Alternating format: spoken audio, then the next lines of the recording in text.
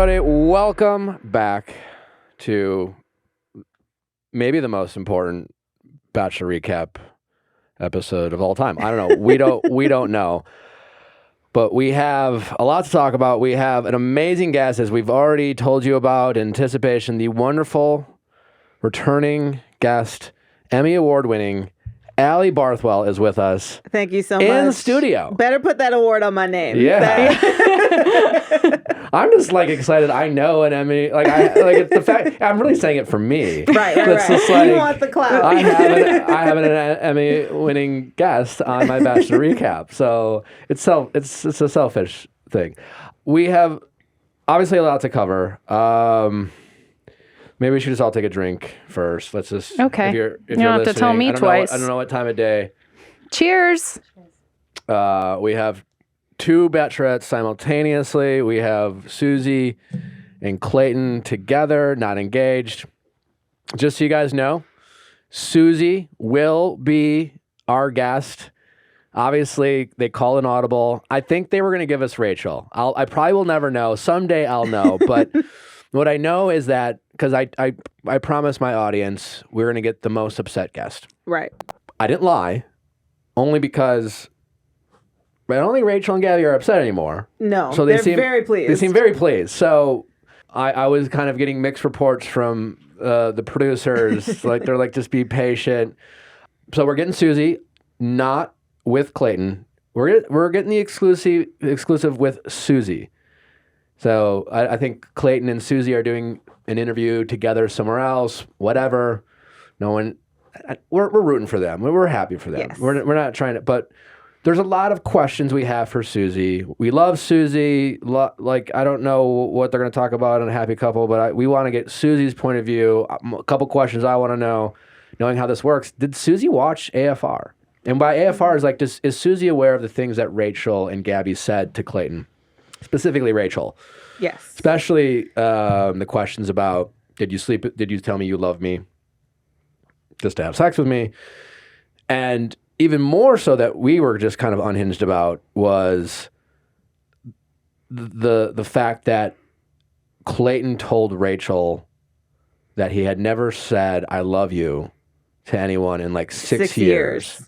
And we kind of all agreed that when we didn't think it could get worse for Clayton, it got so much worse. I mean, if nothing else, it just kind of exemplified how he was so reckless, with these women's hearts. And I think that really drove the nail in terms of how reckless he was. Because to say something like that. And I think, we were talking about it as we were watching, of this idea that Clayton has kind of just been doing what he can to keep things going. He doesn't want the fun to end. He's getting lots of smooches from hot ladies. He wants to get to the end of this, and he wants to get it right. He wants to win the prize.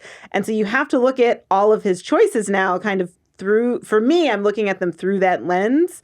And it feels like he was somebody who was like emotionally running up a credit card, and then the bill would come due, and he goes, fuck, I got to keep these two around just a little longer. Let me say I love you. Let me say I love you. Then I haven't said it in 6 years. Let me run after you in Iceland and tell you I love you the most. But it seemed like he just didn't want the experience to end. And so whatever he could say to make the experience keep going was what he did. And then you're at the end and you've run up all this debt and there's nowhere else to turn. And I think that was his experience on After the Final Rose with Rachel and Gabby. They were two debt collectors that were coming to collect, and they were getting money or a leg, or they were getting their pound of flesh, and they didn't care how they got it. They got it all. They got everything. They took his house. They took his car. Yeah. I mean, I guess it ended as well as it could. Clayton deserved everything he got.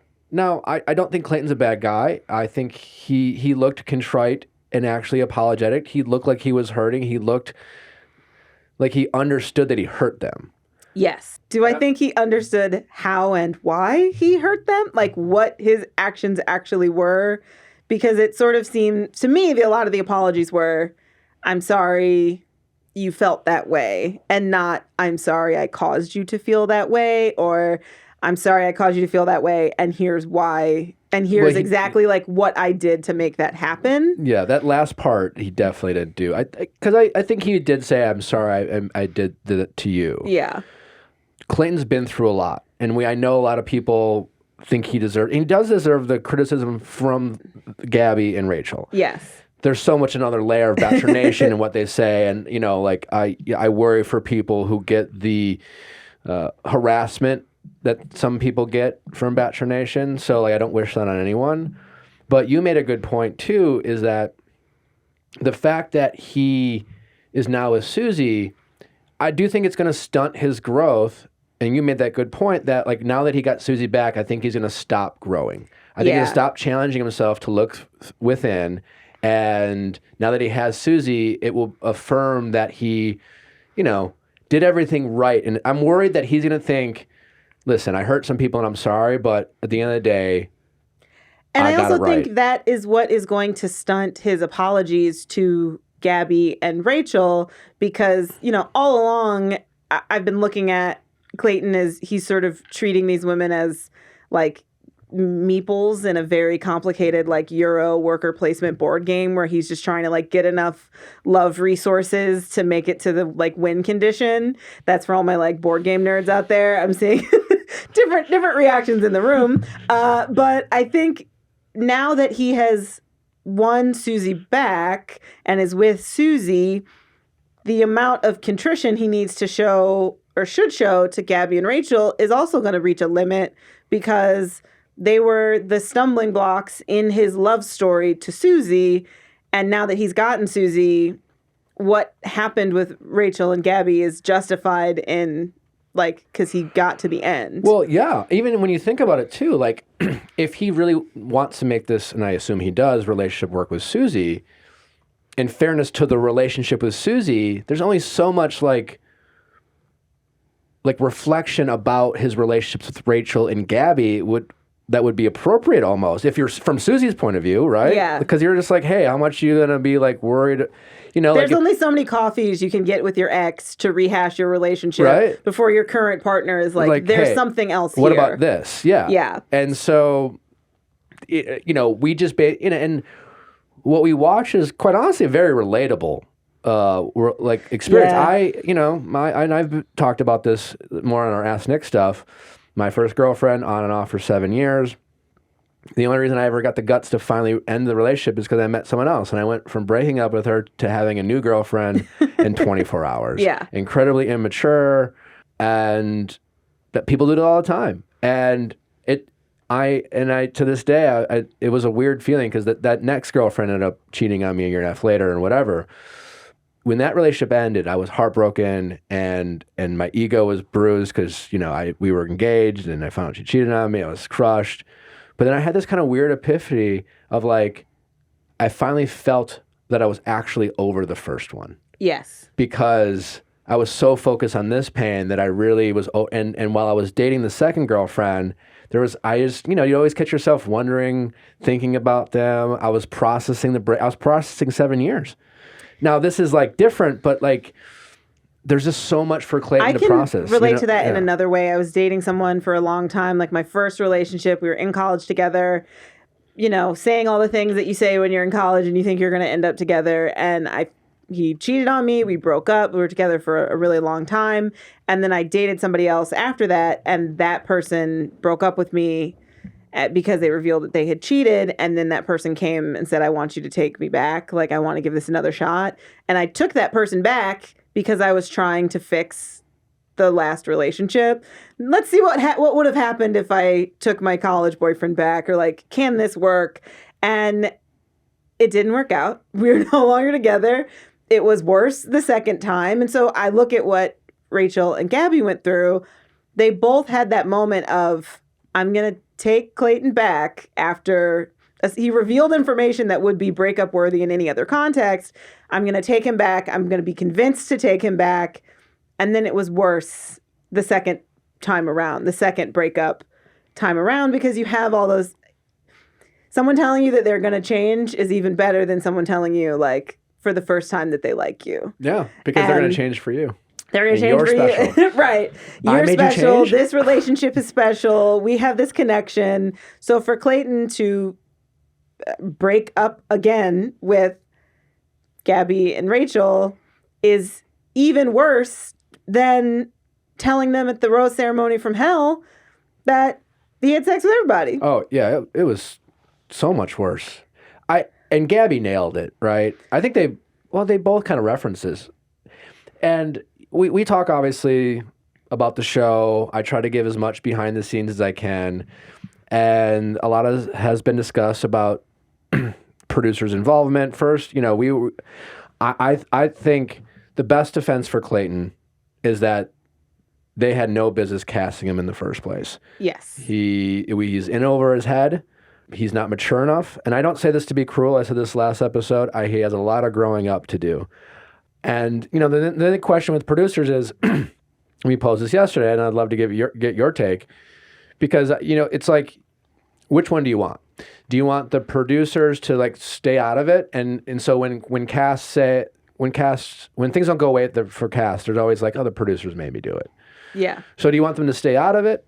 Or do you want the producers to guide cast the way they think they should be molded, right? So But what I think is happening is they're not guiding casts, being they're not clearing the pathway for the correct decision.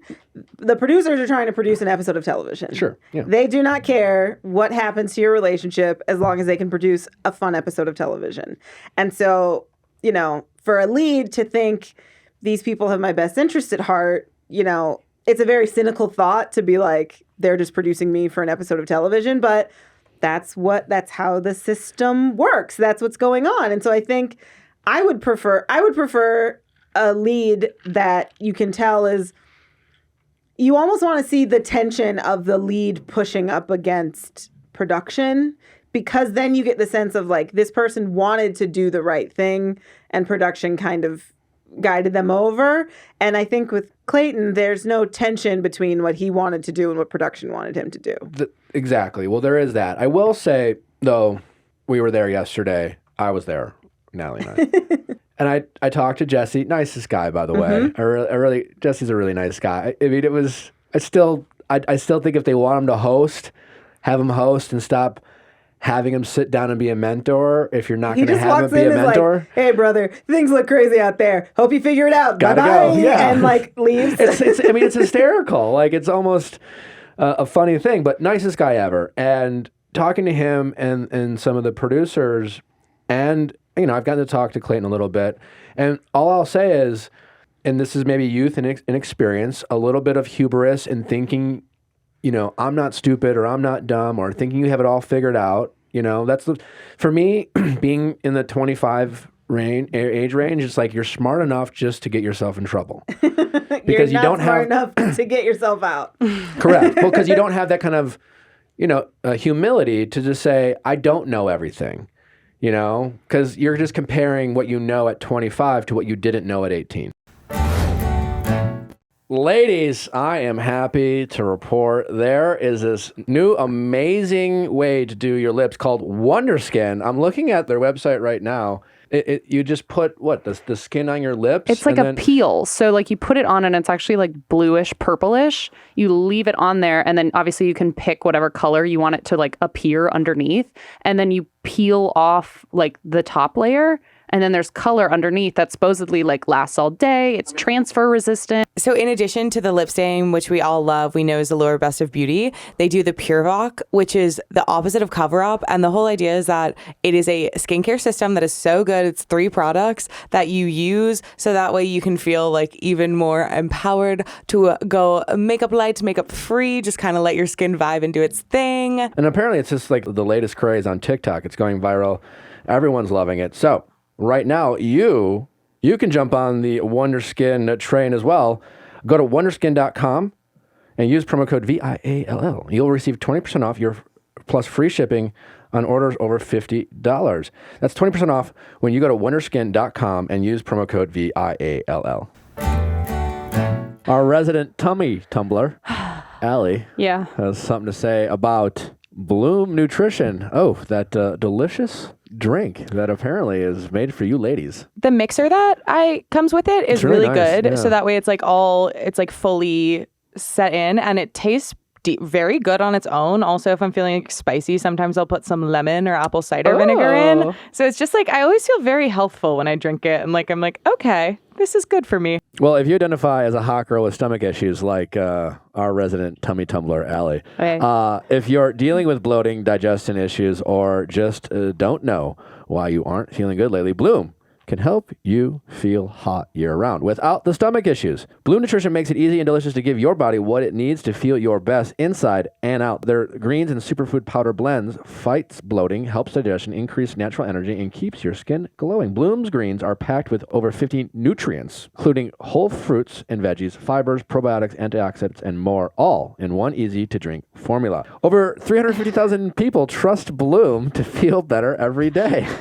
And right now, Bloom Nutrition is offering our listeners 50% off your purchase of their greens and superfood blends when you go to bloomnu.com/VIALL. That is BLOOMNU.com/VIALL for 15% off your purchase. Go to bloomnu.com/VIALL for 15% off. Watching Clayton, I don't even think it is he thinks he knows what's right. He thinks he can handle it. I said yesterday in the recap I did for Vulture of he wants to prove that he is smart and he is capable and that he is desirable. And I think a lot of the leads that end up as the lead without having gone through at least hometowns or fantasy suites, they come in wanting to prove something about themselves or about how they can navigate the process. And that gets in the way just as much of hubris or ego. And so I think it's not even a place of this huge ego from Clayton, but just this idea of I'm going to do this right. I'm going to figure this out.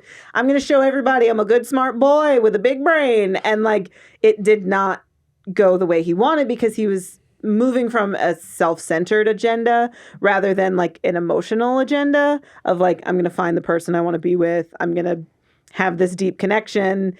And so you end up that he's serving this other third goal over here and decimating everybody else's feelings along the way because he's trying to satisfy some question mark within himself. And I think, Katie on her season, it was, I want to prove I'm the most level-headed, intelligent, reasonable Bachelorette. And it led to her having a series of meltdowns when things didn't go her way or she couldn't logic her way out of a situation. I think Matt James had this thing where he wanted to prove he wasn't his father and he wanted to protect his mother and her feelings. So he picked someone that reminded him of his mother, and then they had to go through this very awkward public thing where he had to admit that maybe this girl wasn't at the moment she was making decisions that were not healthy for her relationship being with a black man. And so I think Clayton is doing the same thing where he wants to prove that he is desirable, that he can win, that he himself is a prize to be won. And I think it's ending up, it ended up with what we saw, that he was doing everything he can to keep the game going. Because any football player knows, as long as there's time on the clock, you can still win the game. You don't care if there's a second left on the clock. You can throw a Hail Mary. We said this yesterday. He approaches the Bachelor you can kind of see it he would a football game where it's just I just need one more yard, just kind of muscle through everything. Yeah. My understanding is that many of these choices were very much his, and they might not have gotten in his way, but he was these are the things I want to do, and he did them. Now, we might hear differently when he writes a tell-all 2 months later, but my understanding, and again, my experience with talking to Clayton, he seems like a well-intentioned, nice guy, but he seems like someone who, it's his earnestness and his belief in himself that he wants to do the right thing is the thing that gets him in trouble, because you can have the best intentions, as we've seen, and be reckless with people's hearts if you, as we talked about yesterday over and over, if you choose not to put yourself in other people's shoes and empathize. And he just took the Bachelor, being the Bachelor, so literally, like a game, where it was just I one thing I'd want to ask him that it seems unanswered is, did you really honestly think about life outside of The Bachelor or like whoever you Never. thought you're going to end Never. up with. It did not seem like at any moment you gave any thought to Well, that, I mean, I think right? that something that's been very hard watching the whole season is he has not been able to articulate either about the other women or about their connection, who they are as people. Not once. It is about how each of them make him feel or him feeling accomplished that he can identify or explain something about them. So it's always Gabby makes me laugh. I have fun when I'm with Gabby, not Gabby has this sense of joy and freedom, and I see her with other people, and I see the joy she brings other people, and I want to be a part of that. Or I don't even remember hearing him say how they made him feel. You know what I'm saying? Yeah. He just said, "I love you."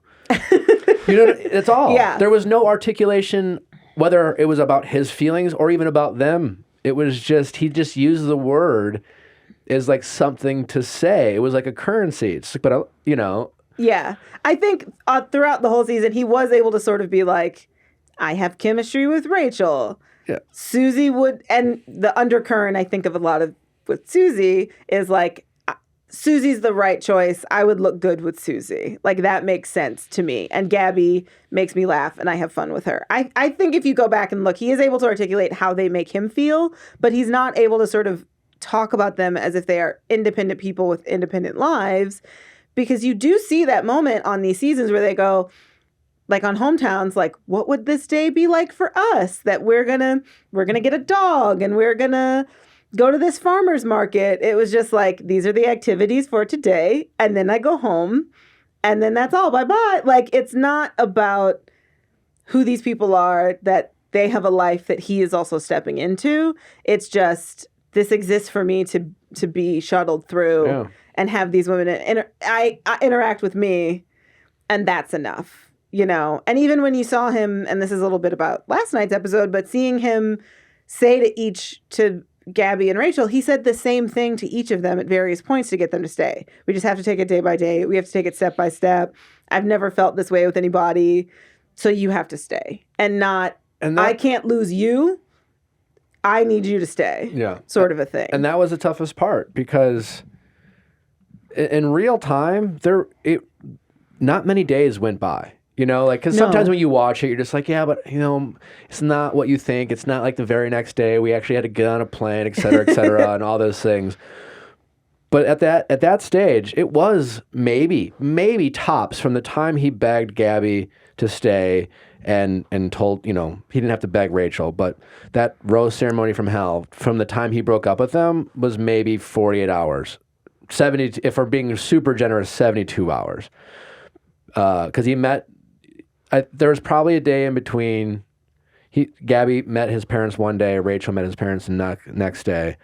Yeah, so like maybe 3 days, maybe. So like in 3 days, he went from I'm earnestly in love with both of you, I don't know how to explain it, but I just am, to when he said, I've gathered you all to this conference room to let you know that there are no longer resources for this company to stay afloat, and both of you are being let go. He up in the aired those relationships. He brought in the people like who bring, you know, the security was waiting, like escort you out. Your banker's box is already ready. I've cleared out your desk. Thank you for your time with the company. When he used the word therefore to Gabby to try to explain to Gabby about love. Yes. And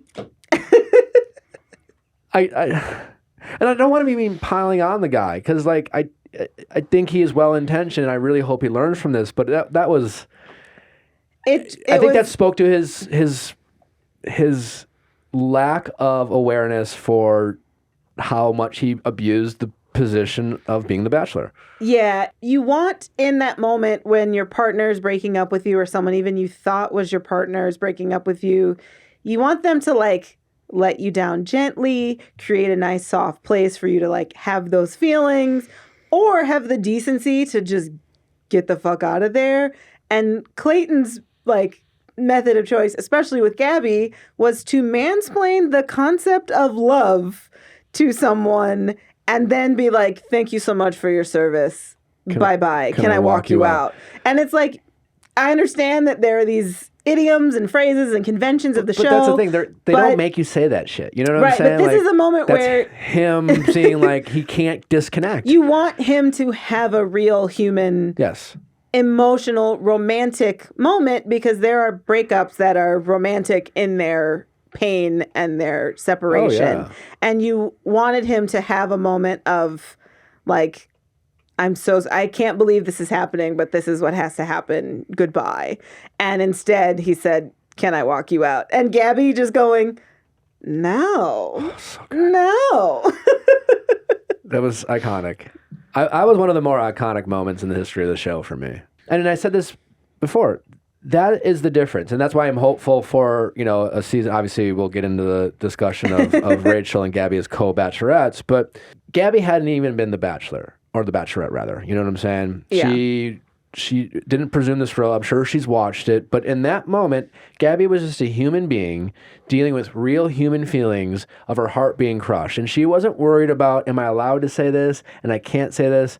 And I've met plenty of people on this show where you're just like, what the fuck are you doing? They just, because they talk in like Bachelor lingo. Yes. And it's just fucking weird. It's like, can I steal? You can just tell they're just like out of like what they think they should say playbook. Yeah, they're like, when in Rome.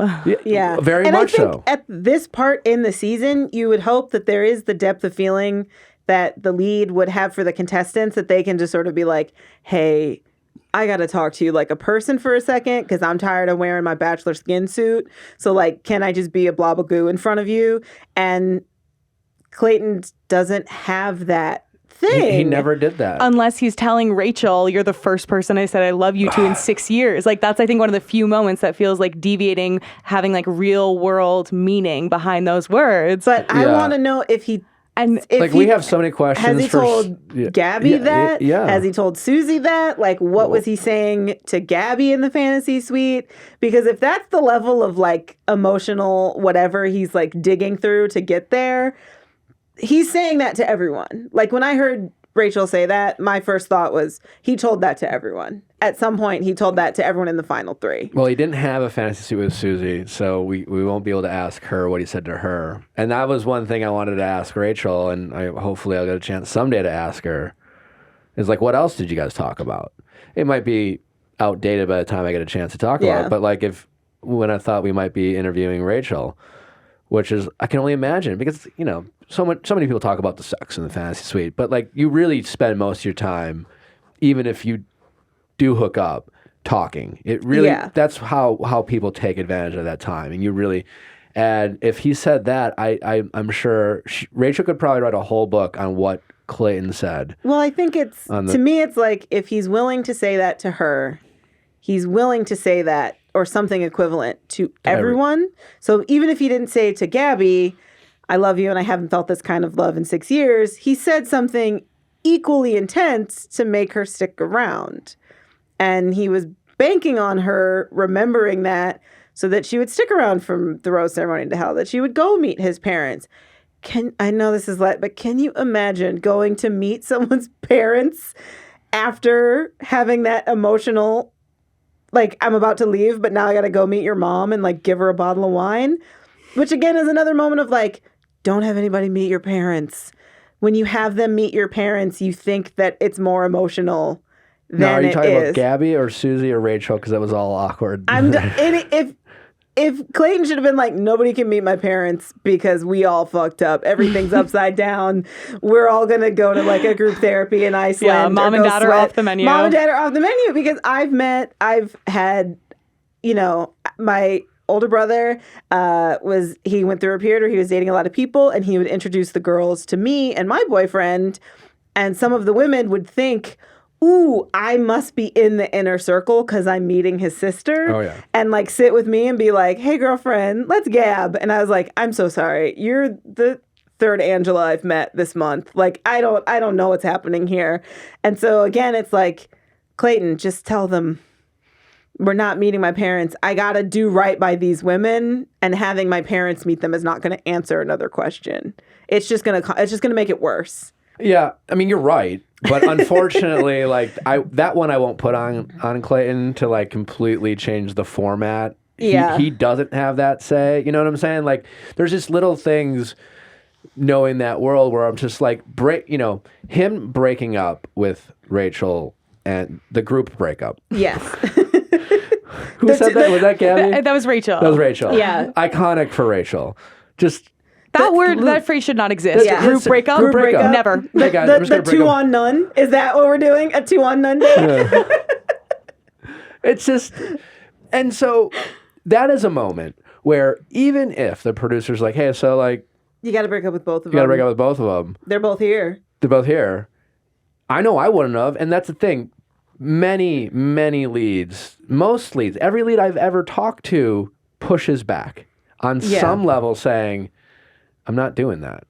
Or can we do? And in my experience with working with them, they do reason with you, and most of the time they do look out for you to find love. I mean, they've given me a lot of good advice. They've given me bad advice. Yeah. They've also given me good advice where I was like, yeah, thank you for not letting me, like I see how on like in this world that, okay, I missed that. And so like I judge Clayton. I blame Clayton for that, not the show.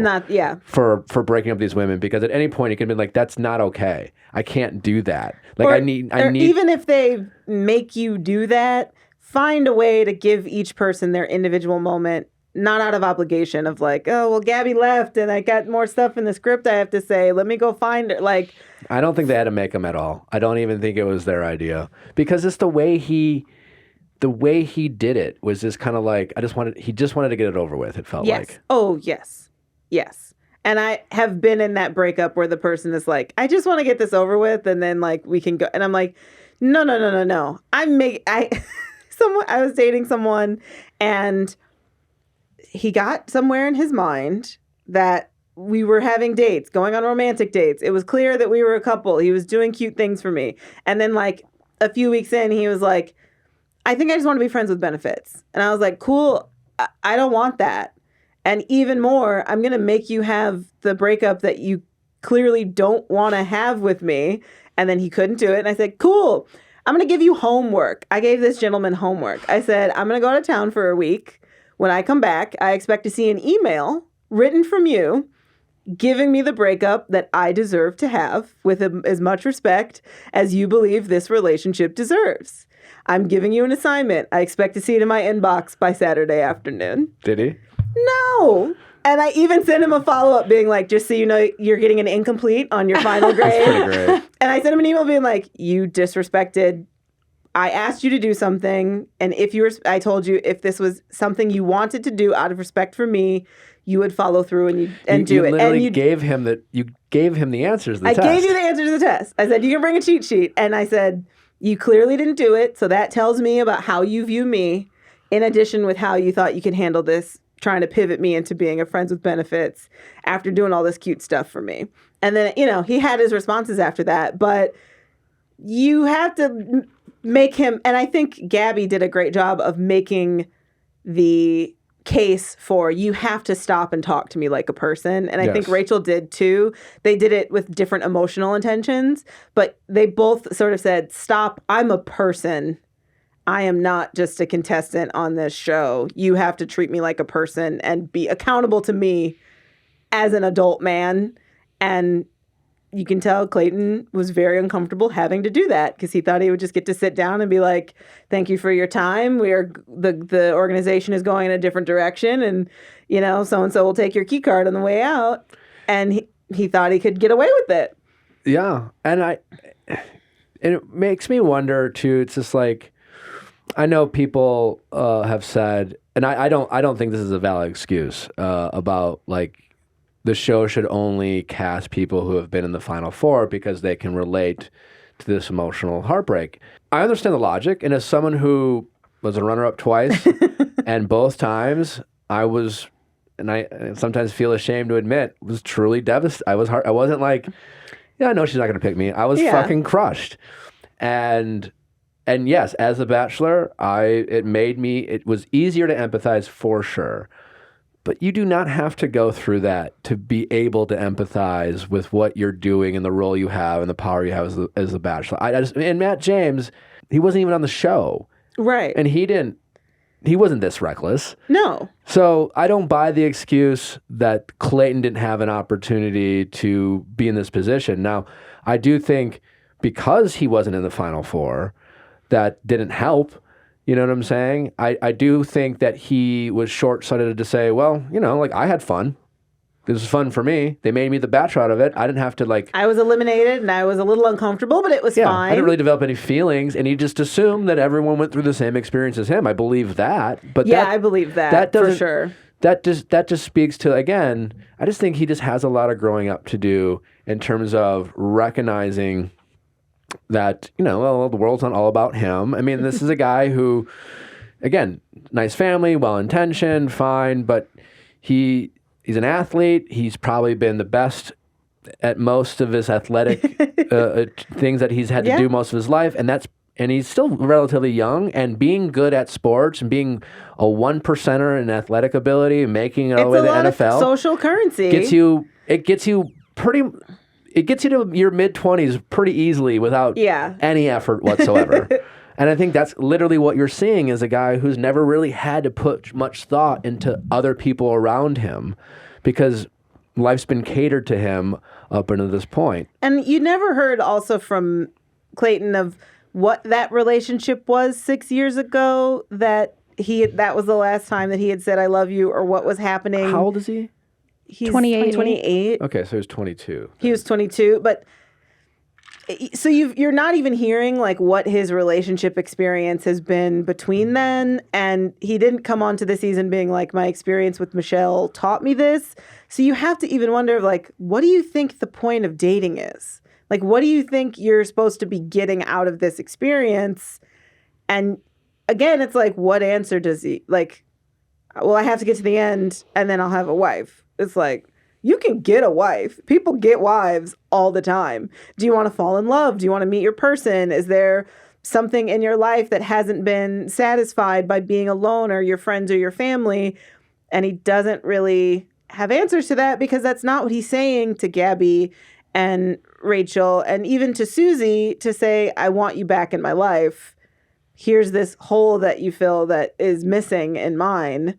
It's just, well, I get to at the end, I get a wife. I said I would get wife, and I have no wife. Where is she, please? Where wife? Where wife? Yeah. Please tell me where wife. Looking for wife. I want to do a relationship and have wife. That's not, you don't build a declaration of love on, I just want to do a relationship and have wife. That, if my boyfriend, when he proposes, if he said, I just want wife, I'd be like, cool, bye-bye. No, that's not the proposal. And Clayton, I don't think, is able to make that sales pitch to anybody. I mean, I guess Susie found something in her to get back in that relationship. We have questions for Susie. But I think he was because throughout the entire season, he seemed like he was someone who was very in the moment and very present, very focused on the person he was with. And I think it's that inability to contextualize those interactions and the way they fit into the world as a whole that we're seeing come to bite him, because he might be like, I'm so laser focused and I love all these women. I'm so in these relationships. But then if you can't apply that when you go back to your hotel room and are thinking about reasonably what's going to happen next, what's the point of all the chemistry you feel and those fleeting moments? Yeah, I mean, I bring up me being the Bachelor obviously a lot on the show because it's all I have in terms of my experience. It's all you have. Yeah, no, not in life, but on our Bachelor recaps, it comes up a lot. And I've said this before. I remember when they first asked me to be the Bachelor, and I remember being sick to my stomach, and I just kind of was like, I don't really care about money or anything else. I care about the women you cast because I want this to work. I don't want to do this, I really want this to work. And from night one on, it was all about can I try to make this work with somebody? And as soon as I felt a connection with Vanessa, I prioritized that, in that relationship and every decision I made. And I tried to early on try to lock in because it was then how do I protect this person? And I had a conversation with the producers being like, you need to protect her, protect me, and let's make some good TV kind of thing. And it feels like Clayton just, again, the whole time was just he wasn't thinking about, when they asked me to be the Bachelor, I was like, cool, I get to be the Bachelor. I get to meet 30 women. I get to have a night where they all come out of the limo. It's just like, he just kind of enjoyed being the Bachelor. I didn't enjoy a moment of being the Bachelor at all. I really didn't. I had no fun whatsoever. It was like, I just tried to get through being the Bachelor. Yeah, I think it's just inexperience. And I think there was that moment too where we were watching when they were teasing, like, the woman who comes out that is with Clayton is going to shock and surprise you. And we had a feeling, based on what was happening so far, that it was probably going to be Susie. But there was a moment where we were sitting here, we're like, what if it's Teddy? What if it's Shanae? What if it's Serene? Because her brother was there. Her brother was there. What if she was there? What if she was there? Or like, what if it's Kira because she, shot her shot? But that feeling of like, it could be any of these 30 women that went home before, if they came out and said, we're together now, we made it work. Would have been like, okay, I guess that's what happened. But it doesn't, that's not a good season if everybody feels like they could have had a shot at the end. Like a season where you're like, wow, it's down to these two, it's down to these three, and you really have this feeling that it could be anyone, and whoever it could be is, it's something you wanted to happen but didn't know you could happen, but feels right and it should happen. Like, that's what a good romantic ending feels like when you're sort of going between two or three people. And on this season, and like looking at it as a season of television, it's like, yeah, I guess that was going to happen. Sure, what else is on? And that's not, as a viewer, that's not emotionally satisfying. That doesn't pay off the promise of the show of, we're going to give you this romantic, fun experience. And the story of two people who broke up and came back together could be fun and romantic and sweet, but they chose not to show us that. They chose not to show, in how Susie and Clayton talked about their reconciliation, it felt like settled information and not, this is a new, vibrant, interesting thing that we are so excited about, we can't stop talking about it. Yeah. And I don't expect every relationship to look the same, but watching them together, again, as a viewer of a piece of television, I know they're real people, but to me, they're imaginary. You only became real to me when I walked in today. Like, oh, you're a person. But I watched it as a viewer of television, and if they wanted to edit together a romantic ending, they did more for Katie and Blake by him having the boombox and playing their song than they did in delivering a final romantic image for the season. I mean, yeah, but there's only probably so much they could do. They could have dropped rose petals when he handed her the final rose. I guess. Everybody could have had roses under their seats and thrown them down onto the stage. You do any callback to a date they went on. Literally anything that him and Susie did on the season, you like call back that, you're done. We need like a clock do you think we tower. would have wanted to see that? I think I would have been like, all right, they're giving it to us. At least it's a love story. My favorite moment was when he left the stage and all of a sudden Allie goes, he got her a puppy. He's getting a puppy. Yeah, that would have been a move. That would have been sweet. Like, Susie. It was one rose. It was one rose. He could have gotten her a dozen roses. He could have gotten her 100 roses. They could have, it's phony, it's fake, but I'm watching a television show about romance that has been edited and chopped and screwed. Give me the thing I want to see. Yeah. If you're watching a rom-com and they don't kiss at the end after they've run to the airport to meet each other, it's a bad rom-com. Yeah. Well, I think I blame that on the show. I blame it on the show. Yeah. Because and you said, Clayton is not a romantic guy at all. I'm not saying I'm some Casanova, but I can dig deep, and I've pulled some romantic shit on that show too. And when he grabbed that rose that we all thought was a puppy or anything else than a rose, Clayton was proud of himself. Mm-hmm. He was excited. He was like, I got something for you. And I'm not trying to beat up on the guy, but I think that's this kind of the maybe youthfulness or whatever it is, where he thinks that was something, and that was just a beat of the show to be like, we'll give her the final rose. That was not. It felt very, Mom, I made you a macaroni necklace at art class, and thinking that Mom is actually going to wear it to a fun, fancy party. It's like, kid, that's going in a drawer. Susie's not holding on. Oh, no, she just forgot it in her dressing room. Yeah. 100%. But if you want I'm saying as the show wants the audience to believe that this is the relationship that we should root for. And Clayton and Susie said, we want people to root for us. We hope that people can get there and root for us. You got to demonstrate to me that this is more than, well, I ain't have nothing else to do, so I'm going to get back with my ex-boyfriend who's like, okay. Yeah. What's her favorite candy? Get her 1,000 of her favorite candy. What's her favorite cookie? Make them in the shape of a rose. I could do this all night. Like, come on. There are little things that he could do that the show could help him put together. The show could have even given him as an option and said, just do this. They could have dropped rose petals. They could have brought out a band, whatever. They weren't doing it. They were not doing it. Something that I know that was talked about, and let's move the conversation more to Gabby and Rachel rather. And I think we all felt this way, and it was it came to a head when he broke up with Rachel, and we saw Rachel leaving. It's that, a lot of times, the way the show's edited, they want to distract you and surprise you and maybe hide a connection here or there, make you think they're going to pick someone else type of thing. But we always thought we thought it was Rachel the whole season. It seemed like the strongest connection. Susie was definitely catching up, but and Clayton definitely got excited. That bell tower thing. Like I as someone who's been in his shoes, knowing how tired I'm sure he was, the fact that he got excited meant he really was excited that she was there. Because most of the people, you just be like, oh fuck, I gotta talk again. So he clearly was into her, but. Other people have been like, oh, maybe the show just edited Rachel and Clayton's connection to fool us. But clearly we saw Rachel's reaction. And that is, certainly Rachel did not think that the show played up their connection to distract us. No, she was fully in love. Yeah, because Gabby, they responded very differently. They're obviously different women, different personalities, but also and even Gabby kind of said as much at AFR.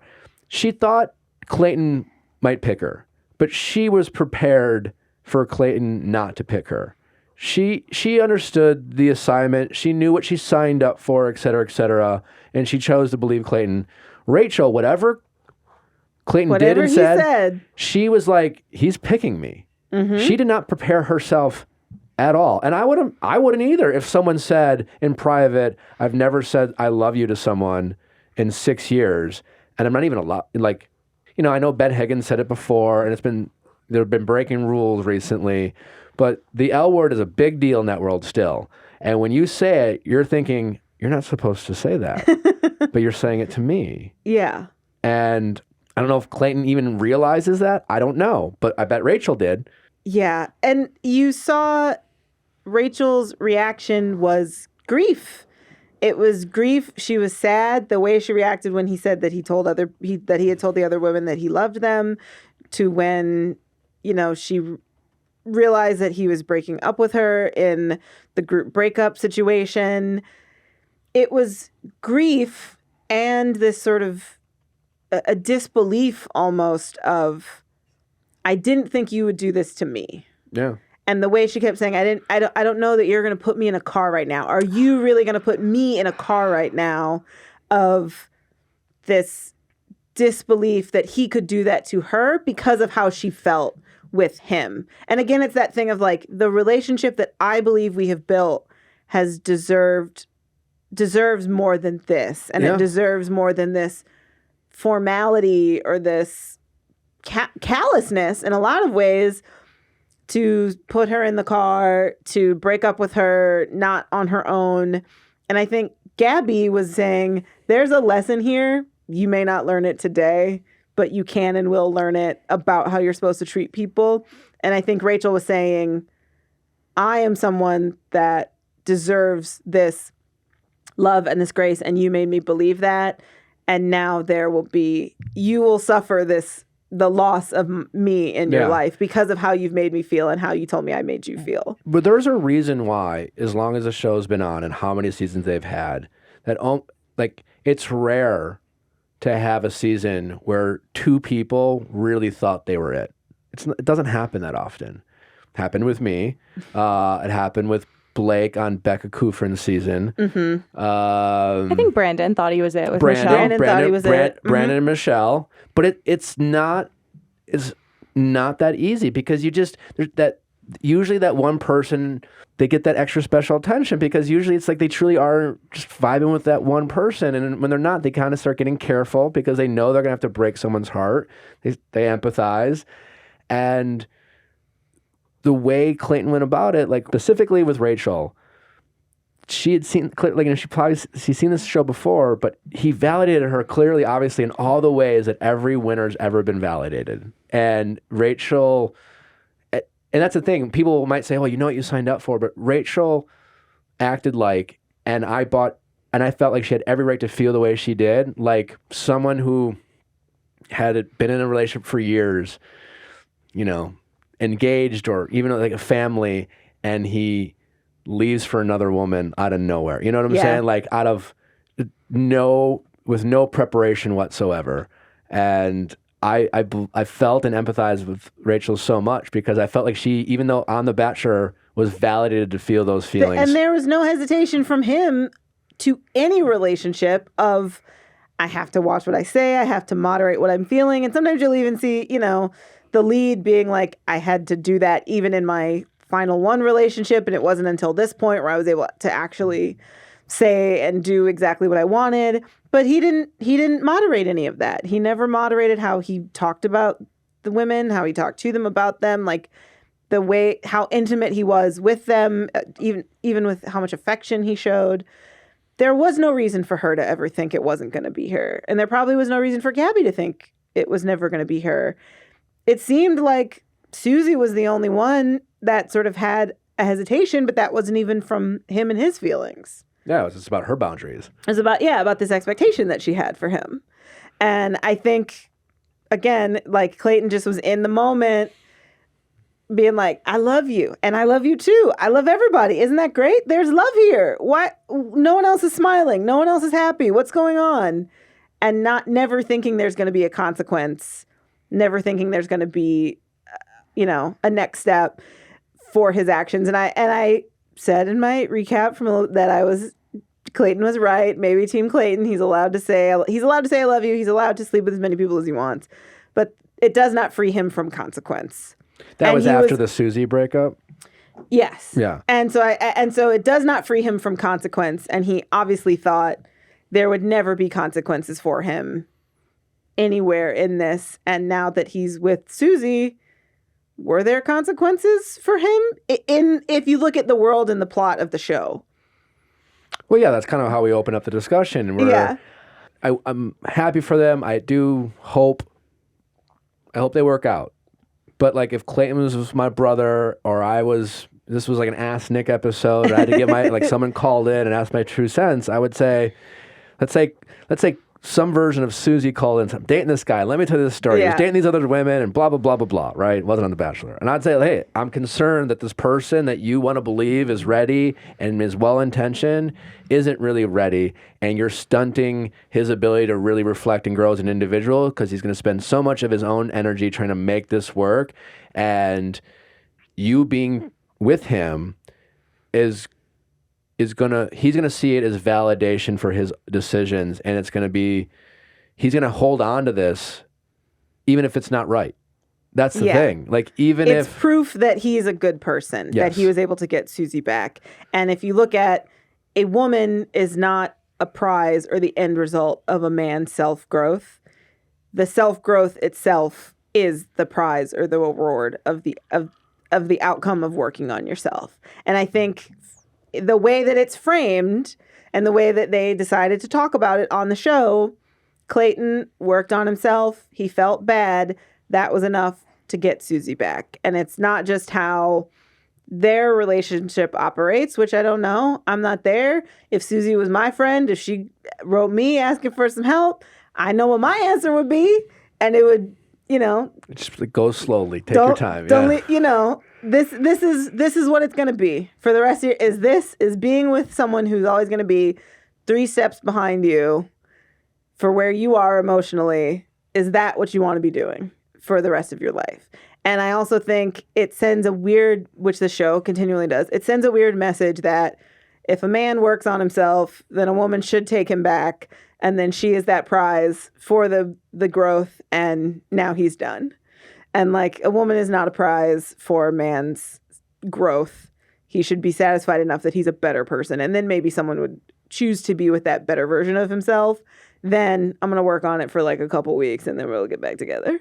I also think you saw that in kind of the language Rachel was using about like collateral damage, about how like that also not only does that relate to Susie, but it relates to the way that Gabby and Rachel were feeling throughout the whole thing of like, oh, we're just like little pawns in this weird chess game you're playing. Well, yeah, that was again just him being. He really did treat them like pieces in his game. Yes, his game as I get to be the Bachelor. And Juan Pablo was guilty of that. I mean, I remember a story that night one, he was just like, so where are all the bitches at? That was like, and the producers immediately kind of like, this guy's a piece of shit. Oh, no, we made a mistake. And it was just like, and when, there's so many producers, and most of the producers that are on the ground, they don't make this decision. They're just like, all right, I guess this is the guy we got to work with. Navigate, okay. yeah. But I remember them telling me he said that. And you could just tell, like, he had objectified them in a kind of literal sense of, like, I'm the Bachelor. He kind of had a sense of ownership to that they're there for him. And I think when we think of objectifying, we think of it in that sexual sense, that a man is now treating a woman as a sexual object. And I think we saw Clayton objectify the way that we're talking about, that he treated them as pawns. They were pieces in this game. That he made them objects in his story, and they were no longer people with depth and feeling and their own stories and histories. They were the things he needed to keep around or move so that he could get what he wanted. And I think, we talk about and say objectification to mean a very certain specific thing, and calling women bitches certainly is, but keeping somebody around to make you feel good or to make you feel like this fun experience you're still having is still going on, but you're ultimately not thinking about what they're going through. You're not giving them the dignity of their own emotional life. That is a way to objectify someone as well. And so again, it sends this strange message of like, it's okay to objectify women if in the end you get a love story or one of them says, I want to be with you or something. And so it's just sort of like a strange narrative that doesn't really like, the show itself isn't. But don't you think people viewing him critically? But don't you think people in life do that? I mean, even both genders in terms of like, relationships, people often will validate themselves through their relationships. Whether it's a woman dating a man, vice versa, where we will hold. People lack the ability to find them like individual self-worth in like their 20s or 30s. It's like once they get out of college, I have to be in a relationship. Society tells us we have to. Absolutely. Why are you single? The why are you single talk. So it's like. And I think it's just, for me, as we were sitting here watching it, I was like, if people wanted, like, what does it mean to lead somebody on? What Clayton did to Gabby and Rachel. Yeah. He led them on. He let them think that there was still a chance that he kept them on the hook until he could get who he really wanted, and that was Susie. And that goes along with the whole like game, hedging bets, gambling situation, because we talked about this when he was fighting so hard for Gabby to stay. And I was like, that was just him doing a sales pitch so that he knew he would still have multiple options. Even if Susie had gone home, he didn't want to just be left with Rachel. He wanted like a higher chance that he could end up with someone. Yeah. That's why he fought so hard for Gabby, because he was like, oh, shoot, I went from 3 to 2 to 1. Let's at least get back to 2. That might have been it, too. I also felt like, after watching it back, that maybe Susie was, in fact, his favorite at the time. Or maybe part of it had to do with Susie leaving, that kind of like want what you can't have. And so when he went into that rose ceremony from hell, it actually seemed like he really didn't know, because he was going to pick Susie, so he's just like, well, I need to reset. Yes. I think it was, I can get more time to think about how this is all going to end if they're both here. Yes. I will have enough time to deal with this if I can keep them both here. Even if I end up with if, Susie won't take me back and I can stay with Rachel, or Rachel leaves and I can get with Gabby if Gabby leaves. Like, it was, how do I play this so I have enough time to figure this out? Yeah, it was like emotional consequence procrastination the entire season. Yes. Yeah. Now, I feel like the brief time we got to see Susie and Clayton, it does seem a little bit like she is going to run that relationship. Agree or disagree? You have to with Clayton. Sure, I think. but it seemed like she almost came out there and was like, "Let me do the talking." That's the vibe. She I said got. as she was hugging him, "You did good," or like, "You did well." Like, it was like a coaching situation. Like a teacher. Yeah.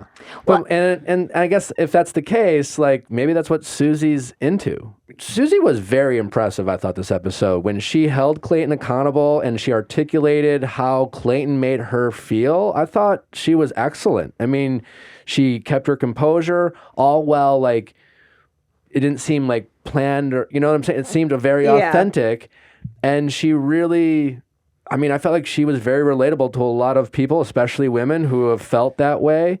And so, she's very capable of doing these things where we've been very critical, obviously, of Clayton's inability to do some of these things. So what is it that Susie is seeing in Clayton that made her, according to Clayton, reach out to him post-show?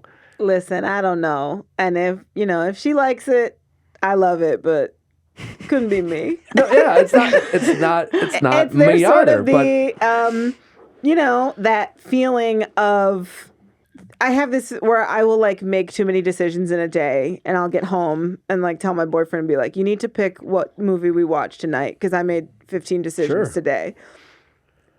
Susie must never have that executive fatigue because she seems to want to be able to make every decision and go to Clayton and be his coach and mentor, and she's not the first person who'd first of either gender to have that sort of relationship, but and I would want my partner to be making the decision to work on themselves and doing all the work and be able to point out specifically what they're doing that is improving this relationship, and I don't have to worry that we're going to be back here again. I interpreted Susie's behavior and like her decision to talk and take a more prominent role in speaking as a self-awareness of like, we just watched this man absolutely destroy two people. We watched him do a lot of bad stuff. Then like on the stage, the women got to come out and tell him like how bad the stuff he did was. And so I almost interpreted it as like a self-awareness of like, people don't want to hear from you. Like, nobody wants to hear you in love with me right now after the way you made those people feel. And we all understand why Clayton wants Susie.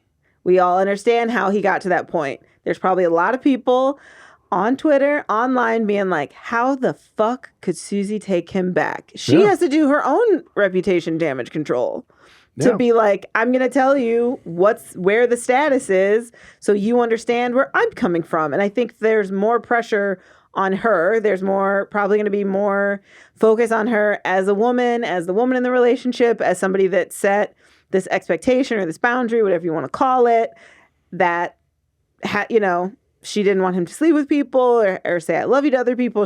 A woman who's already set a boundary is now looking like she's changing that expectation or setting something different for herself. There's a lot of room for people to go after her. So for her to be like, I have to talk because they already think you're a dum-dum. We can't be two dum-dums on this couch. I will not be a dum-dum in solidarity with a dum-dum. So she has to come out and state her piece and explain her decision or explain enough of her rationale to be like, this is, our business and y'all got to deal with it. So I think it makes sense also for her to do her own reputation management in that moment. Yeah, I mean, she obviously was watching the internet as this season was unfolding. She was getting back together. Well, we don't know the timeline. We'll get to ask Susie that. We have a ton of questions that we're coming up with. Thank you for Susie as she walks in here momentarily, I'm guessing. But to that point, like, I give Susie a lot of credit because we've obviously been hard on Clayton.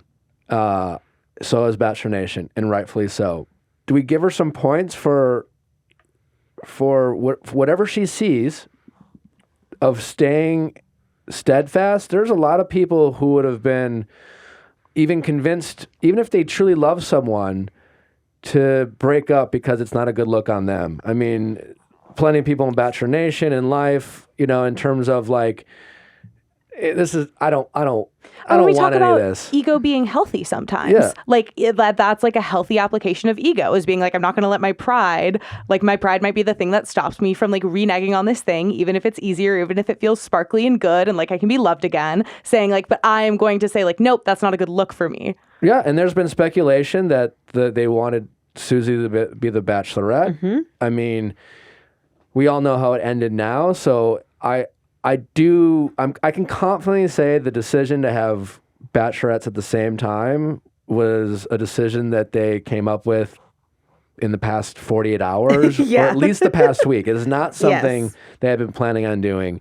I also know, I remember talking to one of the producers when the season started airing, and I asked him, do you guys know who your Bachelorette is? And that one of that person said pretty confidently, like, yeah, we know who I think we want. I don't know who that was. Mm-hmm. So there's been this speculation, but my point is Susie had so many outs. I mean, she left, Clayton was single. Yeah. So the fact that she reached out to him, and then maybe she could have just been talking to him, but she stayed with him through all of this.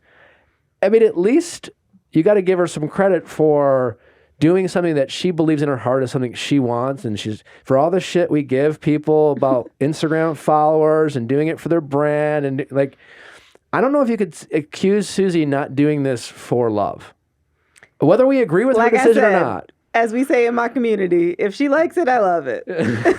that is Yeah. her journey and her story. But I mean, I think we should recognize at least the sincerity from Susie, because if nothing else, There's a lot to lose and very little to gain yes. in continuing this relationship. And so thinking of all the different things that you can gain and lose by being on a season of The Bachelor or The Bachelorette. She has a lot to lose, there's not a lot to gain. But the thing that she can gain is love. And I think that's the heaviest thing, the biggest thing in that category of like things to gain. And she's balancing everything, and that's the decision she came up with. That's the decision she came up Yeah, with. came up with it. Let's talk about the two Bachelorettes. Oh my God. Are we excited? Emotional chaos. I tweeted, I go, oh, I kind of like this idea. And then moments later, I was like, oh, I see where this is going to go. They want we're both in love with the same man. I honestly don't. If I was writing a TV show that was two leads on a romantic. But if we came up with it that fast, so did the producers. So did they. But I don't think that's why they casted them. Yes. I think they truly had two iconic choices. Yes. You know? And that's what made it such a great finale, is that Gabby and both Rachel were relatable in two different ways. They're two different women. And I think the moment for us, we were watching and they said, it's Gabby and Rachel. We're like, okay, yes, we sort of figured out they're doing a little wordplay to make us think who it could be. And then they said at the same time, and we all gasped, screamed in unison. I mean, it's never been done, so that's fun. But yes, they're bringing a little bit of paradise to The Bachelorette. And because I think they're going to spin it as like the moment where Gabby checked on Rachel. When Gabby came back to the rose ceremony from hell and like checked on Rachel, I think they're trying to spin it in that way of like they'll be there to support each other and help each other. But it's like for the drama, that's not dramatic at all. Like, do we feel like for their one-on-one dates, are they each going to go out on a one-on-one and then come back and talk about them? Or is it just going to be a bunch of double dates? Because if we get a bunch of scenes of just the two of them being like, okay, I just went out with this guy. He's a maniac. Send him home. Like, and the other one's like, but I love him. We're strategically, I would love that. That would be so fun, so funny. Incredible. We will get that. We'll get that early on. The first third of the season will be a lot of empowerment. It'll be a lot of what we've loved. The moment of Rachel checking on Gabby and Gabby apologizing to Rachel when she didn't need to. She was simply empathizing with her. My prediction, we'll get a lot of that early on. And then as it narrows it down, or maybe we in the middle, that we'll get that drama of, and listen, this is where the producers, They don't know. They don't know these guys he's casted. Yep. They might hope. There's no bad ideas in brainstorming. These are two very different women. Yes. Very different personalities. You would think that some men would be attracted to Rachel and some men would be attracted to Gabby. That's what I want to know. Do the guys have to lock in their tracks and they're like, I cannot go between the two? Do the men have to register and vote or something? Like, again, there's a lot of fun, weird mechanics. Well, they can't put them, the only thing I feel like the show can't do that they can't get away with, like they can't do what they did to Caitlyn and Britt, is pit them against each other. Yes. Right? They can't. You know what I'm saying? Where they make and Gabby even said multiple times, I will not compete for love. Yeah. I will be loved. I will not compete for it. Well, so that's something you will want to remember because I love to bring back a callback of those moments. So, but what if they each have their top 3 and one crossover is in both of their top 3s and they both want to have a fantasy suite with him? Ooh. Again, there are no bad ideas in brainstorming. Yeah. Let's keep going. Let's I don't know, guys. I don't know. I think they would have enough, like, if you're into him, I'm backing off. And I think you might see a guy refuse to land on a side. But I think for the two of them, they appear to have enough respect and camaraderie to be like, you like him, I'm backing off. I would hope so. Yeah. Again, they're not. This had a mess of a season. They're going to have to rebound from that a little bit, right? Like Bachelor Nation can only take so much. They need a love story. They need a happy, settled love story because they have not had a lot of those. My guess is they won't. Listen, if it happens, it happens. They're not going to stop chaos if chaos shows up at its door. But I don't imagine they're going to try to really push the envelope towards the end. Like you might see a little bit of it in the middle. Yeah. Because I think Gabby and Rachel are far more intelligent enough to recognize the possibility of this as well as we sit here moments after it got announced. Yes. And I think they will, in fact, be there to protect each other. I do believe that that will be both of their individual goals. Now, they don't know who these men are and if they crush on the same person, but I suspect there will be... I think that, honestly, the more I think about it, that crossover of liking the same guy, well, it doesn't really matter if the same guy likes them, because that guy will just look like a fuckboy and get sent home. But if they're into the same guy, I think that will be more towards the beginning of the season rather than the end. That could get settled in a lot of different ways very early. Yeah. But again, do they do it Love is Blind style? The guys talk to them in the pods and the guys reveal who they want to go with.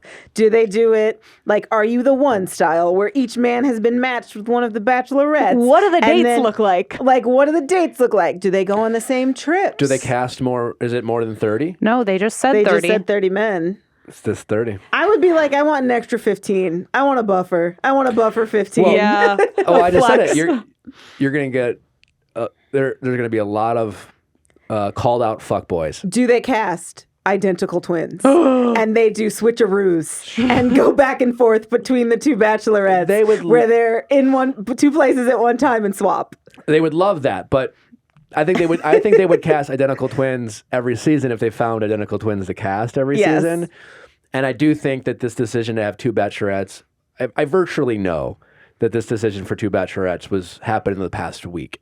So the casting process has been going on for months. So that would just be more luck than them going out there. I'm saying if you could do like a switcheroo, like Bella's in the beginning of their WWE career where they had twin magic, where they're somehow in two places at one time. Like if you could have that, what a treat. A mid-season reveal where not one man, we're two. Unbelievable. And now that I'm thinking about it, and I just... they cast 30 people, right? At least from the guys. Like, from my point of view, on the ground floor, when you start getting to know these people, there's not going to be 30 eligible men. And they're casting for two people's tastes. Yes. They have to satisfy two very different people. Tastes. Sure, but I just want, like, if a Tyler Cameron shows up, or like universally just considered hot, and You know what I'm saying? Like someone who's just like charming, nice, and good looking. It's the drama is if these women like the same guy. It's not about, again, this a guy being into both. So they can be two, and while Gabby and Rachel might be very different, they could easily be in to the same guy. There are certain people on both genders that everyone at least would consider. and very much we've talked. The Bachelor is very much early on a physical attraction game. Like you have very little to go on. You don't know what to trust. All you have is your eyes. You're just like, I'm physically attracted to this charming, nice talking, good looking guy. So that could happen. And because I don't think like guys that they're attracted to, guys who are well spoken and can talk and have charisma and aren't just like tall, good looking weirdos. Because there's a lot of tall, good-looking weirdos that get casted on the show. With the ick. There's just a ton. I mean, I remember just showing up a couple times, being so nervous. I've talked with a couple guys. You're just like, oh, fuck, this is just the best. The best are showing up. So I'm going home night one, and I just like, I'll be fine. Yeah. You know, like everyone starts talking, and there's like 3 or 4 guys who are like, okay, you get it. You're very cool. Don't worry about you. But like, yeah. And so that's where I wonder where that drama can get, where they kind of lock in on like. That's what I'm saying. You need an extra buffer 15 guys. Just throw an extra 15, or like bring them in as a mid-season spice them up. They could do that. I bet they could bring in some guys. They've done that with there's a playbook for that. Claire and Tasha. Matt James. They've done that. Well, it's also going to be interesting how they do the roses. Do they have to agree on a collective group to give roses to? Do they each get roses that they give to separate people? I think they probably get roses. Oh yeah, that's right. Because I think that's really going to set the tone of the show. Because if I'm sure by the end, like they have to be giving out roses individually. But if at the beginning they're agreeing on a group, it's like that's them trying to sow Halloween. You know what I can tell you right now is that they're literally doing the producers are doing this right now. No, they have no clue. Bad ideas and brainstorming. They have no clue. You collect all the rainwater and you filter out what's good. Like let them. It's gonna end up like Halloween as a kid when like you and your friends or your siblings would be like, I'll give you a Reese's for 2 M&Ms. It's like I'll give you James for Brandon. Like it's just we're gonna swap. Yeah. And really fight for our roses. That's a great question. Like. Is there a pool that this many men must be cut? Could there be a rose ceremony where Gabby's like, I'm not cutting anybody. You figure it out. Right? And also, there's a formula. They have to cut so many people because they start traveling, and like there's it's just like it's only 15 plane tickets. You know, like we only have accommodations for like whose people like gets prioritized in that situation. Because like that's some good drama. Like I think that would be so much more satisfying than like them competing for the same men. Would be like, okay, like who gets this last spot of the existing men? Also think about there's also a reason why they've never done this before, because there's only so much airtime, and we're always complaining about like the person who's made it to week 7 who we've never seen before. There's only the lead only gets so many one-on-ones. So now like maybe they've thrown a couple extra episodes, but also maybe not.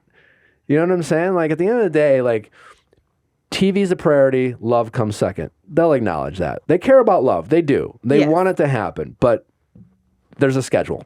You know, and Warner Brothers is making the show while ABC's like, I don't know, we got like 12 Mondays for you. You know what I'm saying? So like they might add on a few, but like logistically speaking, there's only going to be so much airtime and there's going to be so many dates. And so they're going to have a hard time figuring that out. Like how do they prioritize each? Do they alternate who gets dates what week? Like 2-on-1, 2 bachelorettes and one. There's so many. You will have your first 2-on-1 with 2 bachelorettes and 1 guy for sure.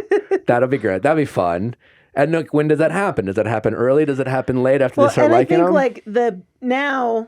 I think watching the seasons recently, they've definitely fallen into a pattern. And when you get these most shocking finales ever, it's to subvert on the pattern because they know that the viewing audience is now pretty smart and like gets how this is supposed to unfold. We now have something like you're saying that we have no idea how and when this is going to go, what's going to happen. So they've definitely guaranteed, well, I got to see some of this to watch. And you maybe have people that are like, I'm tired of the show. I'm tired of this. Every season ends with this weird question mark and then they get back together and they break up. It's like, hold on, a thing that I've never fully seen before. Yeah. I'm back in. And it's 2 women, which like all of my friends are like, I love the Bachelorette seasons more than The Bachelor because just like women are inherently like a tiny little bit nicer on the show and like can run the game a little bit. So it's like fantastic. We get to watch 2 women, twice of the thing that I like in a package I've never seen before. 2 great tastes that taste great together. Fantastic. Yeah. It could be amazing. It also could be a total train wreck. We don't really know. I think the show just has to be very careful. That's the challenge of the show. How do we make great TV, have drama, and not look like we're pitting these women against each other? Because even a 2-on-1, then like it makes sense. Of course, we're gonna have a 2-on-1, 2 bachelorettes and 1 guy, but like immediately now they're competing, and like how do they respond to that? Especially like it's not good TV to have them go out with a guy that neither of them are into, or that one's really into, the other one just bows out. That's not compelling television. How do the limo exits work? Do they exit for Gabby and then exit for Susie? Are Gabby and Susie standing there together? Like Rachel. Again, or Gabby and Rachel standing there together? Like, how do we navigate all these things that we have the convention for? We suddenly don't know what they look like. My guess is the first half of the night 1 will be very similar to Caitlyn and Britt's season, where it's just they're both standing there. They meet them both. You're going to wonder like who goes to who first. Not that it really matters, but they'll make it a thing. Now, how it ends, they're not going to vote or anything like that. But the big question will remain is what's the first rose? Like how's the first rose ceremony go? Because already that's like sounds like chaos. Yeah. But again, they've created. Now we have questions. Yeah. We're in. I'm curious. They did it. God damn it. They did it. Well, just when you think you're out. I mean, I'm Justin, you're ready to walk away. Yeah. They bring you back in. We're stuck here. You know? Yeah. Too many people like I was listening like, to us talk about. How many more of these can I recap? Can I talk about? And then they said 2 bachelorettes. And I said, okay, I gotta be in. They're both incredibly likable, and I love how different they seem and how close they are. And we'll see how long they hold on to the friends supporting friends. I think that's gonna stay. I really do.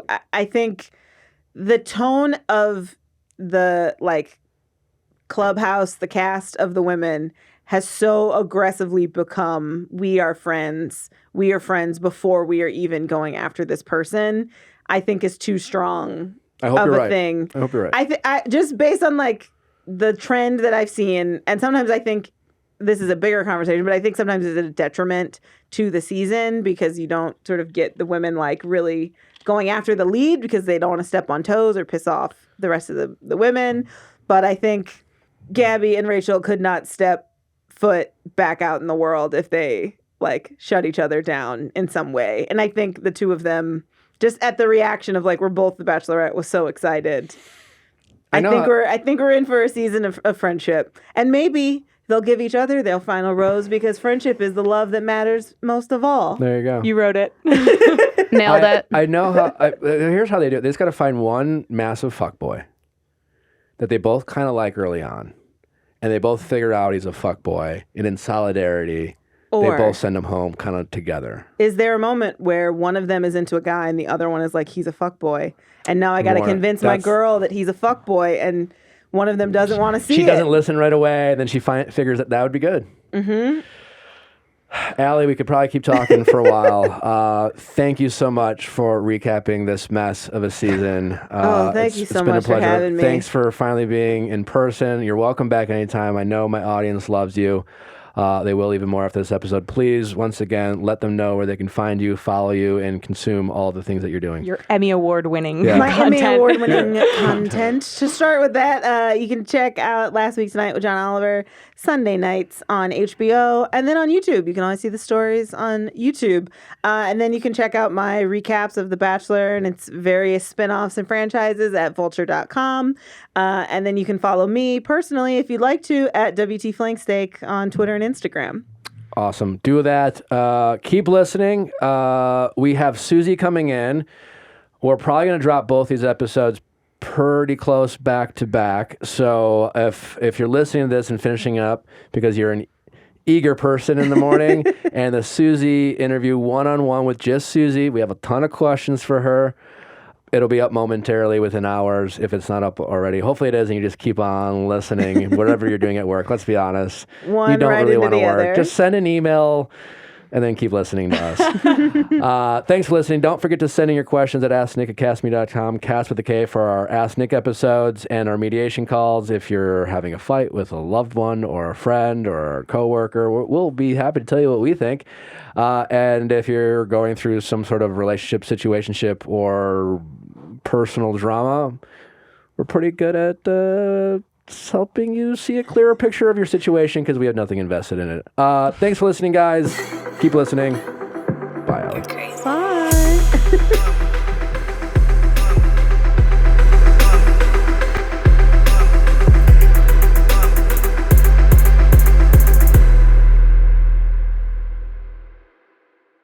Hey guys, thanks for watching, but before you go, make sure you like, subscribe, and ring that bell so you don't miss any future videos, like our Mondays Ask Nick, especially if you're looking for some relationship stories and relationship advice, as well as our Wednesday interviews with your favorite celebrities and experts. See you next time.